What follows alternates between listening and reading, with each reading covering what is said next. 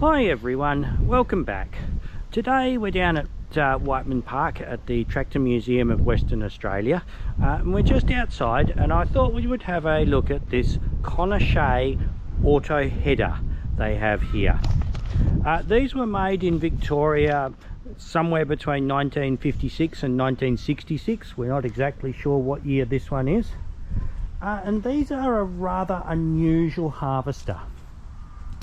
At the time, a lot of harvesters were PTO driven off the back of a tractor rather than being self-propelled. Farmers often couldn't afford to have a self-propelled machine. They would have a tractor and then a harvester they pulled along behind it. This also meant you only had one engine to service. You weren't servicing a tractor and a harvester. You just had to do the tractor and then the various bits on the harvester, obviously. But this one had, Conner Shea had a rather unusual idea. They built harvesters that didn't come with their own power plant, but you strapped whichever tractor you had onto the back of it, turned it round backwards, strapped it onto the back. So this is a Chamberlain Countryman 6 in here powering this harvester. You took the back wheels off your tractor and ran chains up to the drive wheels on this. There is a little gearbox in there, which means you still have your gears go in the right direction. So you still have, instead of your forward gears on your tractor going that way, your forward gears now make the harvester go this way. There's an awful lot of shafts and linkages here. This is the steering column and it goes all the way up to the cab. This is your main gear lever here with linkages up to the cab, and then there's ropes to your clutch and brakes to operate them.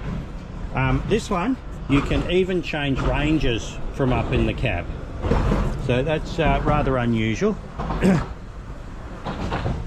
Now, for its day, these were a very big harvester. This is a 20 or 22 foot comb on this, which was bigger than pretty much any other machine, wider than any other machine on the farm. So one thing that Conner Shea did to make these a little bit more appealing, because they're so big, they actually wouldn't fit through your standard gateways on the farm. So the comb on this one actually lifts up to about 5 feet high, so that you can drive it over the top of the gate posts, and you don't need to cut your fence or pull out your gate posts and make all your gates bigger to get this machine through it. Now, they didn't originally come out with a cab. The cab on this one was built later on, and is fitted with air conditioning, which would have made this a lovely machine to operate instead of just sitting out in the hot sun. We'll go up and have a look at the cab. We've got the knapsack strapped on here. That was a requirement for harvesting in Western Australia. You had to have a fire extinguisher on your machine and a fire unit in your paddock in case you started a fire. Now, whoever built this cab made the roof really tall, so I can stand up in here and I've still got a good ½ metre above my head. It's a pretty basic cab. One thing, we've got a toolbox here next to the driver's seat, but we also have, this machine has an absolutely enormous grain bin, and it's, instead of like on most harvesters being right up on top, it's quite low down, so it goes almost all the way down to the bottom of the machine, which means you don't have all that weight above you, which makes the machine sway badly. It would have been, I reckon you would have felt a little bit exposed sitting here without the cab around you. So we've got our steering wheel. It's chain drive in here down to a shaft that runs under here back to the tractor. We've got clutch and brake pedals down here on the floor. This lever here raises and lowers the comb. I think this lever's the handbrake, but I'm not 100% certain. This lever I think is the range lever to change ranges on the tractor, and then we've got our main gear lever back here. We've also got this funny door in the side of the cab here, and this is to set your fan and wind speed controls for the harvester to change how clean your sample is. So obviously originally without the cab they would have been right next to you. When they built the cab they couldn't quite work that out, so they put a door in there, but it would have been really convenient being able to operate them, and just over here you can look in your grain tank and see what your sample is looking like. You get a pretty good view from up in this cab. It's a bit hard to see all the way down to that side of the comb. Probably would have been good if they put a bit more glass in here, but even if they had put glass in, you can't really see that side of your comb particularly well. Pretty basic controls: key, ignition, lights, amp meter, temperature gauge. The oil gauge is still down on the tractor, and you can't actually see it from here. Air conditioning controls up there, and even a radio in here. That would have felt really fancy when you got this cab. Back on the outside here, we've got the unloading auger here.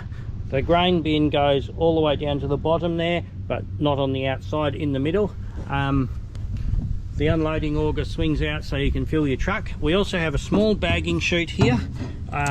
By this era, a lot of things had gone to bulk handling rather than just grain bagging. All the thresher and everything is operated off the PTO on the tractor here through this set of belts. And most harvesters drop all the straw out the back here in the middle. Because we can't do that on this one, if we come around this side, the thresher and the screens and everything are in here, and it drops it out one side just past the wheel.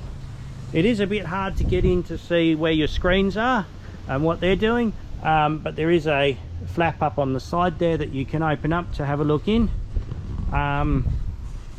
The other thing a couple of other modifications they made to the tractor, this screen on the front helps keep all your chaff and straw and stuff out of the radiator to stop that blocking up, because on a 40-degree day the tractor's working pretty hard already, so that makes a big difference to how cool your tractor stays.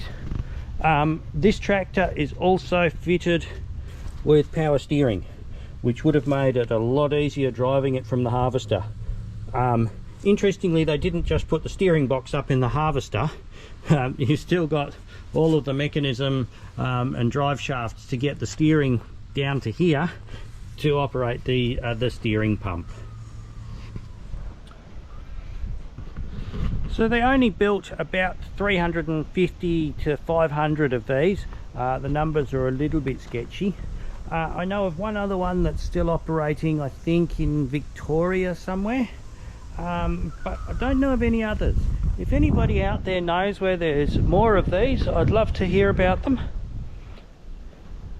because this is a rather interesting, unusual and innovative machine for its era. Not having a power plant in it also meant the harvester could be built a lot more cheaply than if you were buying a fully self-propelled harvester. Anyway, I hope you've enjoyed this little video. Thanks very much for watching, and I hope to see you again next time. Thanks, bye.